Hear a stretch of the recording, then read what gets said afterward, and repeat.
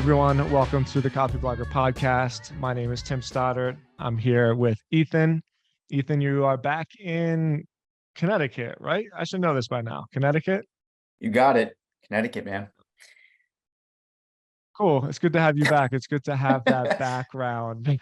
Cool. Once again, Yeah. blending in with your shirt. Yeah, I was just about to say, I'm like, this is where I was first told that my camera mount is shaky. And I just noticed, as I said, back in Connecticut, that it's shaking again. So I'm gonna have to redo this desk this summer, I think. But yeah, back in the Northeast for the summer, and it's good to be here, man. We just got done with a 29-hour drive. So Yeah, I remember you doing that drive. Well, I guess this same exact time last year, which I'm having two hysterical thoughts in my mind at the same time. One is that we've been doing this for more than a year, which is wild. I think we actually have an official podcast now. And two, we're still zooming and still like have the shittiest equipment ever. Like it's all just flashing through my head as I remember last time when you were back in Connecticut for the first time when you were setting up. But I think your camera was rotated the other way, maybe. And we were having the same exact conversation. You're like, "Is my camera okay? Like, am I good?" And like nothing has changes. been improved. There's a lesson there Like, for that was people super listening, fun. which is, yeah, we don't do anything. No advancement whatsoever. Yeah, no, it's good to be back up here. It is wild too. I hadn't thought about that when you said it, but we have been doing this for well over a year now. This is like 18 months in. And this Yeah. is, I think, still probably, aside from the work on the newsletters, which is consistent because I get paid to do that, this is the most consistent creative output I think I've ever had over the last 18 months. So We haven't missed a single episode. I believe you and I traded off once or twice where we interviewed people. I remember like I interviewed um oh my god, it's so embarrassing. His name is escaping me. The guy from How to Take Over the World, and I interviewed Board Elon, and you interviewed Danny Miranda. But other than that, we haven't missed a single episode, which actually is kind of a cool transition to something that I don't know if you saw the text I sent you, but our Fuck It, We'll Do It Live episode is trending to be our second most popular episode yet, which I'm thrilled about because I was legitimately nervous when we were doing that just because I didn't know what was going to happen. But it looks like people really like it. really, that's awesome. Yeah, I saw the data. I think it's for people listening, we are, I mean, still small as far as podcasts go, but substantial. So we do about, what is it, like up to 30,000 downloads a month right now, somewhere around 1,400 downloads per episode. So when we release, if you're listening to this on Tuesday, you're one of like the 1,400 people that we check in and make sure they all listen the day that the episode goes live. So thank you for that. Cool to hear that it's still kind of like ticking upwards and that idea worked out. I don't know. What do you think? Should we do more like live reviews? Has anybody reached out to you about how that episode went? Two people. And yeah, I think we should absolutely do it. Um, it's just cool to have this creative outlet where we continuously remind ourselves not to take it too seriously because it always seems like the more fun we have, the more fun the listeners have. And I think that's really, really cool. But all right, man, you ready to get started? Anything else you got? No, that's it, man. Speaking of fun, what are we doing today? I guess Yeah. here's the second lesson for people. It's like we have no idea. I have no idea what we're doing today. So what are we doing today? Well, I found a gossipy piece of news, which I think is fascinating. And I think it's also very fun to pontificate over about the future of content and the future of media. So I have three articles pulled up. I can share my screen for this for people that are watching on YouTube. And we're just going to jump right into it. Okay, so the big news, breaking news, ding, ding, ding.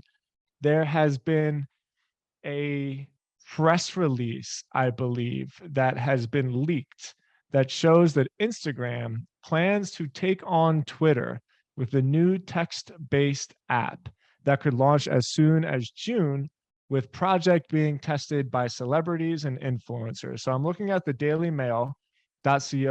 It's a British tabloidy news website. You can tell that there's ads flashing everywhere, but the Daily Mail has always been one of like the UK's more long lasting news publications.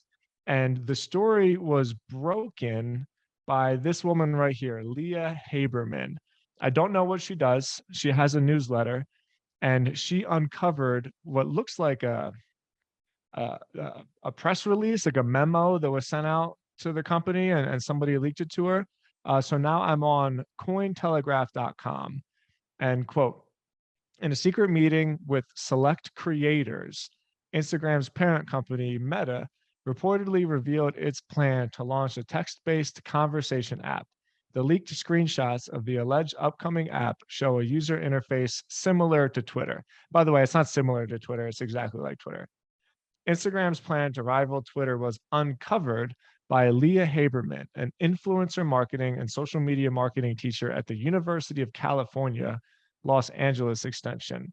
According to Haberman, although the text-based app is built on top of Instagram, it is decentralized and will function as a separate app. The app will also be compatible with other decentralized social media apps like Mastodon, allowing users to reach more audiences. Lot to unpack here. What are your first thoughts as we see this juicy story about what looks to be Meta coming in on what I can only assume they assume is a weak Twitter, is like a weak ecosystem that is ripe for the taking? What are your thoughts on this? Literally, the first internal thought was, ugh. How do you spell that? UGH. Yeah, with like 3 G's and H's. Ugh. What is this? This is the second big company we've seen launch a Twitter lookalike app recently, and I don't get it, man. Like, okay, we'll unpack everything here, but first reaction, why are they even doing this? Twitter is a drop in the bucket compared to Facebook. So it's not like they're not trying to eat Twitter's lunch. I think that's the wrong interpretation here. I don't think they care at all about Twitter. What is there, like, we should have looked up these numbers beforehand.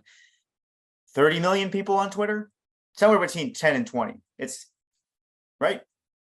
I have no idea what it is. Yeah, I feel like I've heard somewhere, but it's definitely less than 10% of America. So Twitter has approximately 450 million monthly active users as of 2022, which is 396 million users more from 2010.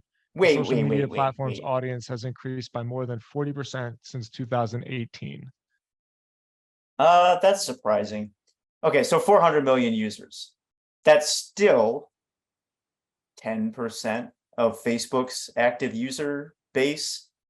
So I don't think Twitter's really trying to eat, or Facebook's trying to eat Twitter's lunch. I think it's something else for this story in particular. Now, the other story that we're talking about, if people haven't heard this episode, a few weeks ago, I guess, or months ago, Substack launched sort of a micro blogging feature that seemed a lot like Twitter. It looked exactly the same. The interface looked basically like Twitter. And there was a whole drama between those two, and we kind of debated why it is that Substack might do something like that. In the case of Substack, though, they're just a much smaller player. They have a lot more to gain from trying to pull people into their ecosystem. I think, if anything, this is not a signal that Twitter is weak. This is a signal that decentralized social really is going to have a foothold in the future. For a major player like Facebook or Meta to take a stance and say, we're going to create a decentralized app that can plug into all these other social media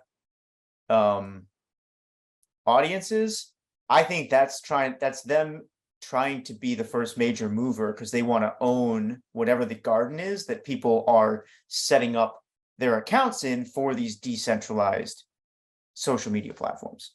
So I'll be honest, I'm out of my depth on decentralized social media. I know kind of the basics of it, but it to me, Meta's just such a big player. They wouldn't waste their time on something like this unless it was like a big future trend that they were trying to ride the wave on? That is a totally different insight than I had. My thought was kind of how I positioned it. So, one of the things that I appreciate about Meta and about Zuckerberg, even though I'm I don't want to make it like tribal, but just in terms of how good it is for the world, I think Facebook is like terrible. And I have a really, really hard time like rooting for them as a company just because of how weaponized it has become. Uh, with my personal opinions aside, Facebook Meta is not that good of a product company. Like, yes, they launched Facebook, which is arguably one of the 10 most revolutionary inventions in the history of the world, right? But other than that, Meta is an acquisition company and they are brilliant at taking other people's ideas, either buying it or ripping it off and making it better. I mean, just think about it. They bought Instagram, probably the best buy in the history of business, other than maybe YouTube and Google. They completely ripped off Snapchat. Basically, I mean, has anybody heard of Snapchat since the stories were put into Instagram? Apparently, Snapchat is actually bigger than most people give it credit for, but even still, I can't remember the last time anybody said anything about Snapchat from basically the second that Meta put stories into their Instagram functionality. They are neck and neck within a year of TikTok and even YouTube Shorts with the way that they built in the scrolling media, I suppose you would call it. Function. It's almost just like the TikTok effect. Everybody knows what I'm talking about. Um, Facebook still somehow hasn't gone anywhere, even considering they blew like billions of dollars on the Web3 thing, and is still neck and neck with Google in terms of percentage or like share of of the market share of total advertising dollars that are sent across. So the point I'm trying to make is Facebook hasn't actually launched anything good since Facebook was invented, but they've continuously taken other people's ideas and they've always jumped up to the next level of the social media zeitgeist, I suppose is a way to call it. They've always seen what's going on and they just jumped up on it and jumped up on it. So maybe Mm. they're seeing something similar where text-based apps are pulling in more awareness, more of the public conversation of society, and they're trying to jump on that. And like, why wouldn't they? They've basically never missed. Name a product update that they stole from somebody or just made better than somebody that hasn't had a really, really great impact on their bottom line. I mean, other than Web3 and the metaverse, it's like the only flop that they've ever had, Other you than the know? So metaverse, what was that yeah, huge bet that they did on the new big digital ass world bet. everyone's going to live in? Yeah, like Yeah, $10 billion or something. yeah. Okay, so that's an interesting point. Okay, what you're saying is that they are really good at observing what is going on around them and then launching new products and features or acquiring companies in order to ride the wave of these trends. And so I agree with that. I think the big question is what is this really? What are they seeing? And what's interesting is that this has been described. I'm just surprised it's being described as a Twitter sort of follow on because, like, aside from the fact that Elon makes headlines all the time, it's not like people are really talking about Twitter as the next big thing, anyways, you know? Um, and there's basically there's just no big part of me that thinks, I mean, despite the fact that this is a writing podcast and that you and I are deep in the written content space, for a company like Facebook to suddenly pivot and focus on text-based content seems very weird to me. Because just given, the pull towards video and visual stuff. So I would love to see the screenshots of what this looks like, um, and dig in a little bit deeper to try and uncover what it is they're actually trying to do here. Because I don't think it's ripping off Twitter. I don't think they see potential in short form text, social media. I think it's more like that walled garden of DeFi social, or not DeFi social, but decentralized social. What is that called? Yeah. DSO, I guess. Yeah. Yeah. Okay. Well, hold on. That's a good point. I'm going to share my screen again. Let's see if we can take some screenshots. So I am on my Twitter handle. I'm seeing this woman, Leah Haberman. She's the one that apparently broke this story. And she wrote a thread. So there are some screenshots. Mm-hmm. The screenshot looks like a marketing card, almost like a Google slide or just part of a PowerPoint slide. Can I make this bigger? No, I can't. It says, so this is marketing material that was released from Instagram that would be presented to, I suppose, are the influencers that they're trying to bring on to the system to test it out. So say more with Instagram's new text-based app for conversations. I'm not going to read the whole thing. I'll just do the bullet points. Can I Talk pause you for a directly with second? your, yeah, yeah. Okay, so right there, that's kind of an interesting thing, because I don't really think that people think of Twitter as a text-based app for conversations. That's almost more like Telegram, or what's the other one that people use all WhatsApp. over the place? Yeah, WhatsApp. So, which, if that's the case, well, Facebook already owns WhatsApp, don't they? Yeah, exactly. Damn it. I was just going to say, I could definitely see them trying to take WhatsApp's lunch. Okay, so, but right there, I think maybe the interpretation that this is a Twitter ripoff is slightly, I think it's wrong, maybe, if that's what this person is saying. But let's just keep going. Okay, so text-based app for conversations, and there's like 4 bullets. What are the bullets? I can't read them. Yeah, so talk directly with your audience and peers, bring your fans with you, tune out the noise, reach new audiences. And then continuing on her thread. So I think this is actually the part that you nailed here. So quote, back on Leah Haberman's, at Leah Haberman on Twitter, by the way, back to her thread, the decentralized app is built on the back of Instagram, but will be compatible with some other apps like Mastodon. So Mastodon is this decentralized Twitter knockoff. So maybe, and now we're totally getting into some sleuthing type shit, but maybe Meta is actually trying to make the play for Mastodon, buying that company so that they can start building this walled garden, like you said, of decentralized social media. But they know that they're better designers, so they're just going to put the Instagram brand on top of this and feed it through a third party platform. Okay, continuing on the thread.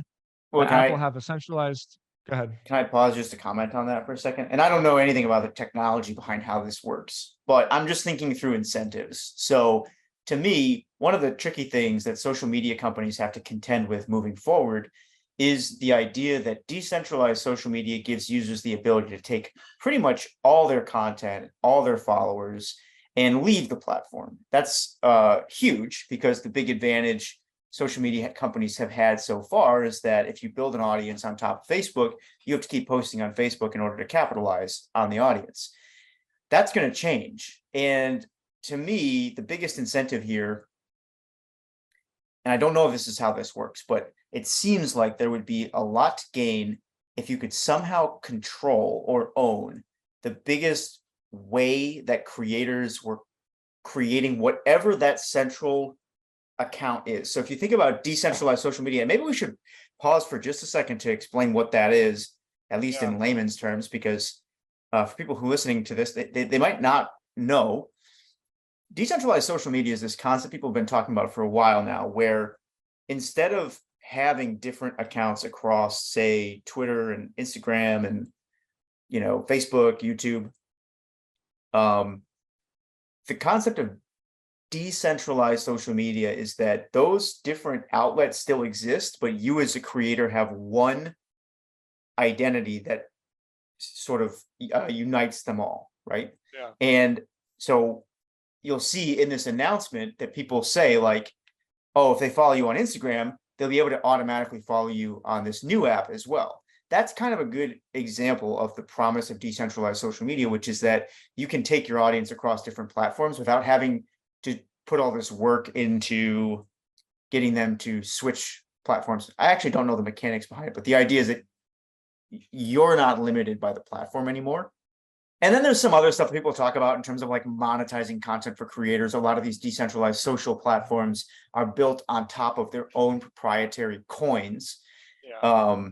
That are used to like reward content creation and stuff like that. I have been slow to buy into it for one big reason, which is that a lot of the maximalists on the decentralized social media side, they come out and they say, well, as a content creator, I create a lot of value for the platform. Twitter doesn't pay me for my content, and they should. And I think that's bullshit, because I'm like, look, if you think your content's so great, go build your own social media network that you use to reach all these people. It's incredibly expensive. You don't get paid for your content because Twitter pays hundreds of millions or billions of dollars a year to maintain the infrastructure that allows you to reach your audience through Twitter. And so this whole concept that your content as a creator is just inherently valuable and then you should be paid by social media platforms just for posting your thoughts, I think is ridiculous. So I've been very, and I think it's ridiculous enough that like just the business incentive isn't there for this to be anything serious. I've been very slow to grab on to the idea of decentralized social media for that reason. But now that Facebook or Meta is making this play, right? I don't know, but it kind of seems like they're the first that like that's a huge vote in favor of the idea that decentralized social media is going to have a significant future. And the question, this is like a roundabout way of getting here, but I was trying to explain a little bit before we talked about this, is where do you create your decentralized social media account? I don't know. I don't understand enough about the technology to say that yet, but it kind of seems like Facebook is trying to own that.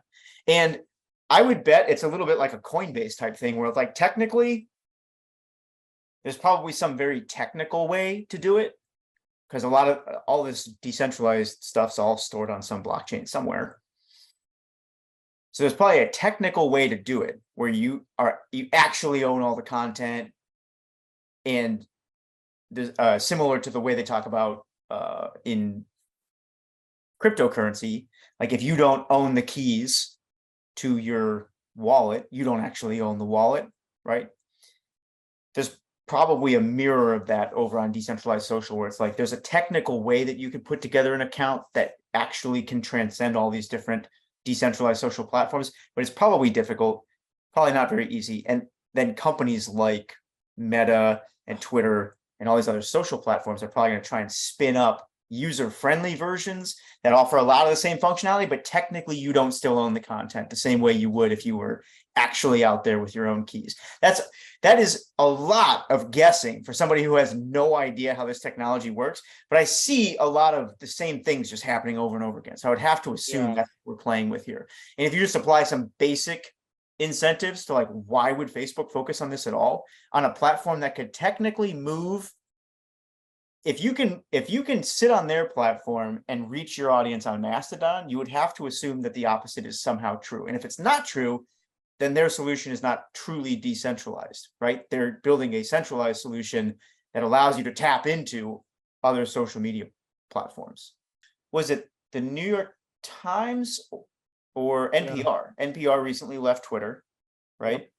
And then I think there was a major newspaper that followed. I think it was maybe the New York Times or the New Yorker. The Times lost their check mark, and that whole check mark, total shit show, which is the dumbest thing ever. I feel dumber and dumber that I have a check mark on Twitter every single day, that I pay $8 for this worthless check mark. But yeah, so apparently everybody that didn't pay was going to lose your check mark. And basically nobody did, including deceased people. Like Kobe Bryant's Twitter account still has his check mark, but the New York Times, they lost theirs, which is just so dumb. I gotta say, that's another thing that I think is dumb, is these people who refuse to pay. But this is going to sound so hypocritical because I don't have the check mark, but it's not because I don't want to pay. I just haven't had the time, and I don't care enough. But I would pay. I like Twitter. But I saw a lot of the celebrity drama over like it comes from the same place as that whole decentralized social media thing, where they're like, I've been creating content here for years. What do you mean you're going to take my check mark away? How dare I you? was happy to see those people lose their, because it's $8. It's $8, and the business has got to make money. And who do you think you are that you're so valuable? You just can't possibly pay for this. I get sick of that kind of stuff. So there's a part of me that thinks you could be right about the big, powerful voices on Twitter looking for a new home, and maybe Meta is trying to capitalize on that. I also think what I said is probably true as well. They probably do see some kind of future in decentralized social media. So yeah, this is big, dude. Are they betting that creators really want a central place, almost like like their own version of Telegram, where they could create content and then distribute it across all these platforms? If so, that seems like a pretty safe bet. I don't know a lot of creators who wouldn't like the convenience of being able to generate everything in one spot and automatically share it out, automatically pull their users in. That seems like a pretty interesting bet. But it begs this question about like, what does it actually look like to create content in the future? And it reminds me of something else that touched that same nerve earlier this week. So I had a chance to sit in on like a live knowledge share. We do these things at Hampton where every once in a while there'll be a conversation in our Slack channel where somebody will ask a question like, hey, how is everybody doing, say, email? Like B2B email at scale. How are you guys doing that? And then a whole bunch of people will pitch in and they'll share like what their tech stack is or what their approach is. And if it gets popular enough, we'll line up a live knowledge share where we'll have people actually like screen share and do all that kind of stuff. So there was a conversation going recently about what else? AI and SEO. And there was a handful of people in the group who are actually implementing this in a big way. So one guy is about, and I'll keep him anonymous, but he's about to lead a 10,000 article sprint on his company, that accounts for like somewhere between 10 and 20% of all the content they've ever created over the last several years. They're going to do 10,000 articles in 90 days. And so he sat down to show us exactly like what the tech stack looks like to pull that off. And then another guy had completely automated his entire blogging process for like one of his sort of side projects. Same thing.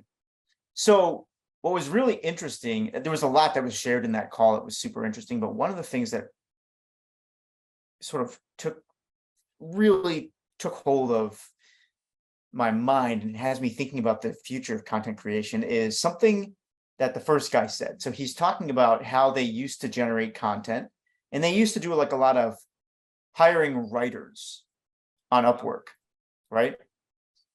They don't do that anymore. Well, they still have plenty of people who are focused on content, but their role is more of an editor. And where their freelance budget goes, get this, the freelance budget goes to subject matter experts. And I thought that was so interesting because you and I have talked about this concept a couple of times of like Google's updating their algorithm to focus more on expertise. And what does that mean for the future of content creation? What does AI mean for the future of content creation? Well, in practice, what we're seeing now with certain companies like his is that instead of paying a writer to go and research something and then write an article, they have AI write most of the article, and then they pay an editor to review that and then decide on a handful of subject matter experts that they're going to reach out to for comment. And then they'll actually pay these people to interact with them. So like if you go to Fiverr or Upwork or something, it's a really quick and easy way to find subject matter experts. But that is so interesting because it's like the AI writing handles a lot of the old stuff from the Google algorithm, right? But the expertise thing was going to be the hard nut to crack for AI because it doesn't actually understand what it's writing about. What I'm seeing just from his example, and I'd be curious to see if we see more of this, is that the nature of content creation is going to shift back towards the voices of subject matter experts who are experts in their field. And having those people in the piece is going to be much more important than it was before, because it's going to be the only thing that differentiates your content from anybody else's, which is so interesting, right? Yeah.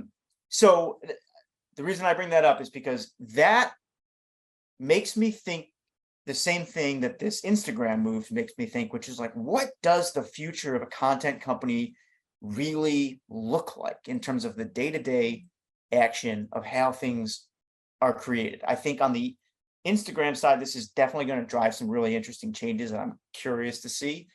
But man, that thing about hiring subject matter experts was, it was like a light bulb moment for me, man. Yeah, that is a light bulb moment. I still in the back of my mind can't shake the idea that AI will make people more important instead of less important. It's just you have to be worth something. And you hate to put value on humans like that, but just in terms of the marketplace, considering you're trying to be in the business of either content creation or information sharing, or I mean, gee, everything really. Why limit it to that, right? You have to have, as Naval would say, hyper specific knowledge, which is the intersection between the things that only you can know simply by being you and having your experiences, crossed by a specific skill set that you can bring to the market. Like, how are you going to be able to do things that only you can do in the way that you can do them, that nobody else can? And Hmm. yeah, I'm with you. That is so interesting. You're not you're not about skills anymore. You're about a specified expertise. And yeah, I think we'll see that everywhere. Well, isn't that interesting how the last 10 years or so was really about generalized Yeah. knowledge, right? It was great to be a jack of all trades. And in some ways I think it still will be, because things change so fast. You have to be really good at learning and you're going to have to know a lot still, but it's almost like the crux of your career will continue to depend on deep expertise in certain areas. And that can probably change, I'm betting, over the course of your career. Like, you could develop early expertise in one area and continue to redefine yourself every 5 years or so, right? But in order to be really relevant in this world, it does seem like you're going to need to be known for a thing. And that is where all this comes back into play, the content creation, audience building, all that stuff. Because if companies are relying on like subject matter experts in order to get noticed, then the question is, how do they figure out who those subject matter experts are, right? Mm. And if you happen to be the company looking for the experts, there's going to be a whole bunch of interesting questions there. But if you're one of the people that's trying to be kind of recognized and consulted for your expertise, everything that we talk about here is going to be super important, I think. And so in that way, I agree with you. This AI is definitely going to change a lot, but the one thing it won't do is like pull people out of the equation. It's just changing how you go about getting recognized and what the actual work looks like. It's So it's yeah, I pretty don't know. on point to the other thing that I was considering talking about today if we had time. And it's so interesting that you brought that up, because I was talking to Jules about the same thing, and I'm absolutely making that bet. I've spent the last 10 years experimenting with a bunch of stuff. I've built local media stuff, I've built content stuff, I've built moving stuff. I mean, I've created a business that sells courses about the LSAT, all types of shit. And and maybe it's also because I'm getting a little bit older, where you realize that I know I've said this quote before, you can have anything you want, you can't have everything you want, and so I have made the decision to double down on the behavioral health side of my life, creating just domain expertise in that, being one of just the most sought after experts in that space in the entire world. Obviously, there's the content side of me, which is kind of universal to everything, but I'm so far into it at this point in my life that I'm not just going to give it up, right? But I'm struggling a lot because now I don't know what to do with my personal writing. I spend so much time that we've spoken about on this podcast with my newsletter and with timstodds.com and with having a voice for myself. And now that the Copyblogger is deal is fully done, that voice has like instantly transitioned to such a bigger audience. And I know I need to keep it personal, just like we talked about, because as soon as you start commoditizing your brand, you're going to be just like everybody else. And so these two these two areas of expertise of mine, that's where I am. And I don't think that's, I think I'm here for at least 10 years until I either cash out or burn out or whatever happens, you know? But I don't know what to do anymore with my site, with timstods.com. And it's creating me more creative anguish than I expected it to, because it's just a website, you know? It's what everybody says. Well, man, it's just a big deal. Just write stuff. But you know how it is. You put all this time into something, and now I feel like it's not there anymore. So I know I'm switching subjects on you real quick, but since you brought it up in this idea of like industry experts, who like who am I now? Like who is timstods.com? What the hell do I do? That's a big question, man. Who am I? Yeah. What Hey, is real quick life? before you go, can you just give me a quick idea of who am I, what should I do, and what's the meaning of all this? Um, I don't know, dude. To be honest, I almost want to kick this into a new episode so we can dig deep on it. Like, what have you done so far? You've basically moved your personal publishing over to Copyblogger, and you're the face of Copyblogger now. That's right? That's accurate? Yeah, I mean, I haven't done the whole branding aspect on the website, but you know, I think you're right. I'd love to do another episode on this, because here's really where my thinking has been. These are the ideas that are toying around in my head. We've all heard so much about personal brand the last 10 years, but is do these changes make personal brand more important or less important? And this Mm, is like that crux, this is the crossroads for me, where do I invest in this website, this brand that I can bring with me everywhere, with the assumption that I can have the flexibility to bounce around in different industries, you know, because my body of work can follow me? Or do you just bank on the fact that no, you have to pick something and be the best at that, because all of the other stuff is potentially going to be wiped out? mm. um, so yeah, This maybe you're is right. Maybe we should talk about it in a different episode, because that's a big conversation. that is a big conversation. Let's do that. Let's do that for the next episode. We'll bring it back to that. And I want to explore not only how AI will impact that, but like there's an aspect of this that's related to career maturity too, right? Like personal brand has a different meaning when you're early in your career than it does when you're later. And as somebody who now runs a, like a big company that's a big public facing sort of surface area, I think there's a really interesting conversation to have there about how priorities shift across a creative career. Um, because I feel like I'm running into a version of this too. There's something that we talk about here a lot, which is like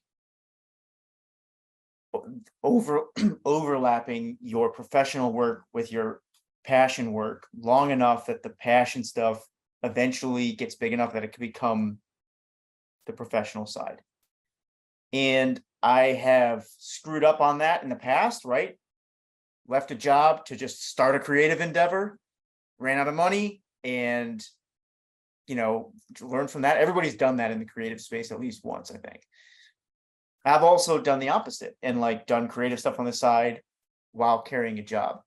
And what I found recently is that there does come a point in your career where if you're making progress on these creative things, you do hit that tipping point where all of a sudden you are able to actually make the leap, and then you kind of have to make a decision about whether or not you're going to do it. And depending on what decision you make, your priorities for everything else shift in a way that a lot of people just don't talk about. So for me, I've chosen to continue working a job, even though I'm at a point right now where, I have somewhat of a reputation for this, like content newsletter stuff. People do reach out, they ask to work with me. At this point, I don't take on that work, right? So what does that mean for personal brand if you have a brand, but you are not trying to monetize it? I think there's a lot of really interesting ground to explore there. And it's in some ways similar to what you're doing. I think you're doing it at a bigger scale than I am, which is that your personal brand has now become inextricably tied to this big company that you're running. What does that mean for your personal body of work outside of Copyblogger? What should it mean? And then for the listeners, hopefully we can make this relevant to them too when we get into it, which is like, if you're in this earlier stage where you're kind of building up the portfolio while working a job, how do you know when you hit the transition point? And then if you're later on in your career and maybe, you know, most of your work is tied to some large brand that you built, what does that mean for the personal side of your work as well? We'll just dig into all of that next week. Sure. That it brings up so many other topics that I think people struggle with. Yeah, great episode. This was definitely more wide ranging than we've been recently, but there's just so much going on in our space right now that it's hard to keep up, and I am strapped in for the ride. I'm half terrified, half super excited about it because I think it's going to be a blast. But we'll see. I guess we'll see Like, what what do you happens. say? Yeah. Yeah. Yeah, man. All right. Well, there you have it, people. We'll see what happens. Thanks for tuning in. We'll talk to you next week. And if you have thoughts on why Meta made this move, reach out to us and let us know. There's one more thing I was going to say too. I'm going to say one more thing too. Seriously, if you're listening to this, reach out to us. There's not a lot of people that reach out to us. So if you like this podcast and you want to say, hey, you want to share an idea or whatever, your message is not going to get like lost in the mail. Reach out to us. Say, hey, we want to know who's listening. Appreciate you. Thanks, Ethan. Great to see you. And we'll talk to you next week. See you. Yeah. Later, guys.